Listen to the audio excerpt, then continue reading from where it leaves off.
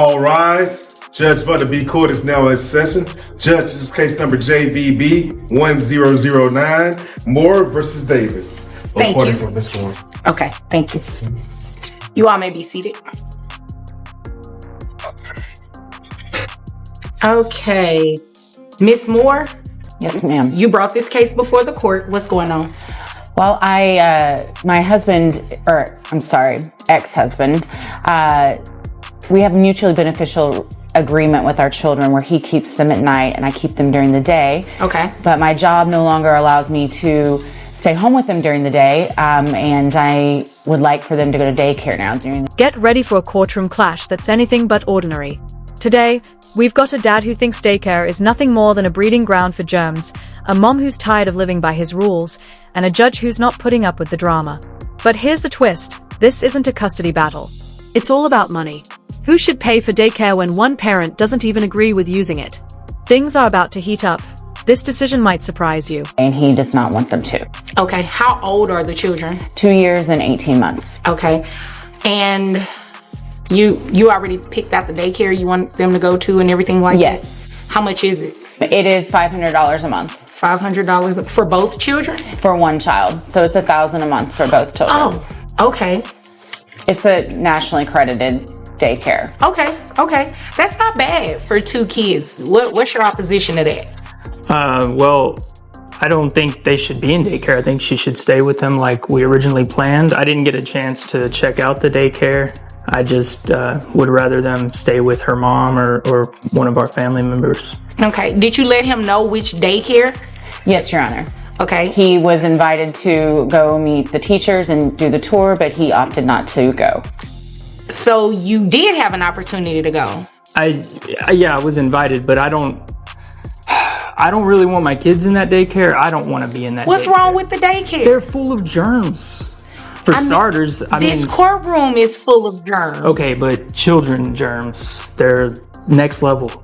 Okay, do they disinfect the daycare? I don't know that. Right, you don't know. So you haven't even had the opportunity, you haven't taken the opportunity to try to do any kind of research. Okay. But the fact that there are germs at the daycare, I mean, that's not a good enough reason why you don't want them in there. I would rather them be with family, people we know. Okay, I mean, that's a valid point. Your Honor, may I say something? Yes. I'm a doctor. I'm around germs all day. This is one reason that we did not work out. It's a big problem. My ex-husband is a germ. So here's Dad's whole argument. Germs. That's it. He's treating daycare like it's some kind of toxic danger zone. But come on, germs are part of everyday life. The kids are exposed to them anytime they go outside. And here's the part that really stands out. He never even visited the daycare. If you won't take the time to see it for yourself, can you really complain about it? And he feels like if the children aren't kept in a bubble basically all day, that something terrible is going to happen to them. But that's no reason, that's no way for these kids to live.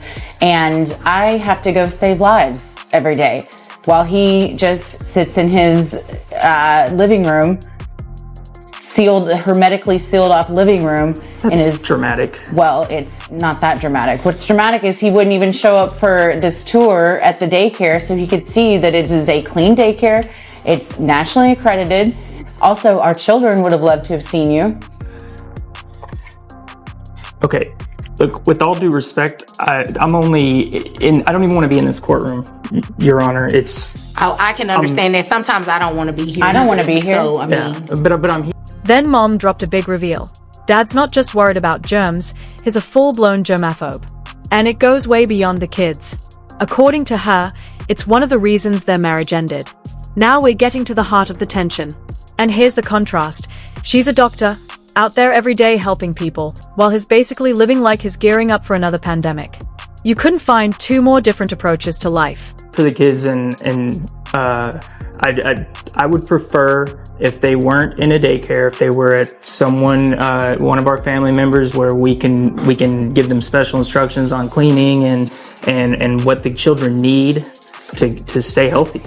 Well, I definitely understand. And, I agree.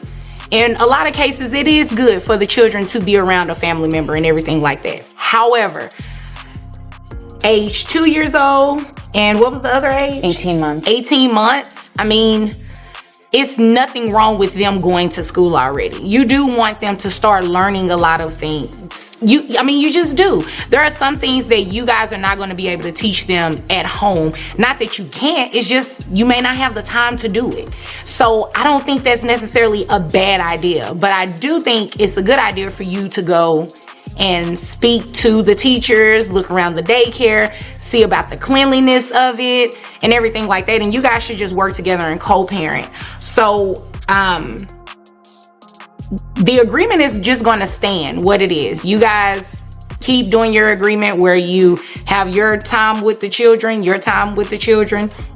and you keep rotating like that. Nobody should pay child support in this type of situation. But what I will do to make sure that daycare does get paid is that you guys split it. So $1,000, you pay $500, you pay $500. This is typical. Dad says family should watch the kids instead. But here's the real question. Where were all these helpful relatives when mom actually needed childcare? And let's be honest, most family members aren't trained to care for kids full-time. Daycare isn't just babysitting, it's structured learning and development. Unless grandma happens to run a licensed preschool, this argument doesn't really add up. And it's going to go through the Attorney General of Texas, and that's just the best way to do it, because that at least ensures that the children's daycare is paid for month to month. Oh, okay, but now I'm paying for the daycare that I don't want them to go to, and I have them at night. She's supposed to be responsible for the day. If they were in night care, I would pay for it, and I just don't see how this is fair. She makes 3 times as much money as I do. Right, but you guys have been splitting the children, right? You've been splitting the children, and it's not a bad idea. And honestly, that's a very reasonable cost for 2 children at a daycare, because a lot of times, especially the younger a child is, the 18-month-old, it could be more expensive than that. And I think that's fair. Or, I could base, let me see, how much money you make a year? Let's see. Your document says $62,000. Yes, ma'am. Would you like for me to base child support that you pay her off of $62,000 a year? Because I can assure you it will be more than $500. Then no. Okay, well, Then came the reality check. The judge looked right at Dad and said, "So, you make $62,000 a year? Are you sure you want me to base child support on that? Because it'll be a lot more than $500. His answer? A quick no, and just like that, the decision was made. Both parents will split the daycare cost, $500 each. Now Dad's paying for something he never wanted in the first place.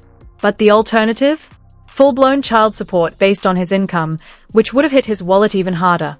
Rough outcome for him. Case, is there anything further between either No, of you? Your Honor. Thank you. That'll be all? That'll be all from you? Okay, where you all are dismissed. In the end, the judge's ruling was fair. Split the time. Split the cost. And honestly, $1,000 a month for 2 kids? That's a pretty reasonable deal. So what do you think? Was Dad really worried about germs? Or was that just his way of dodging the daycare bill? Drop your thoughts in the comments. And if you're into real courtroom drama, don't forget to like, subscribe, and stick around, because trust me, the cases only get crazier from here.